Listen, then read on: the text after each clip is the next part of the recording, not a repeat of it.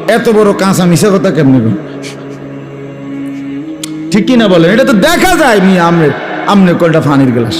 তাহলে এটা ইয়াকিন, আইনুল ইয়াকিন, চোখে দেখা নিশ্চিত জ্ঞান, এটা ধারণা করলে হবে না। তো আল্লাহ তাআলা বলেন মুমিন তাকে বলে যে আখিরাতের বিষয়ে ধারণা করলে হবে না, বরং ইয়াকিনের সাথে বিশ্বাস করতে হবে, নিশ্চিত বিশ্বাস করতে হবে। নিশ্চিত নিশ্চিত না দেখেই কবর, হাসর, মিজান, ফুলসিরাত, আখিরাত, কিয়ামত, ইসরাফিলের ফুঁ, এইসব।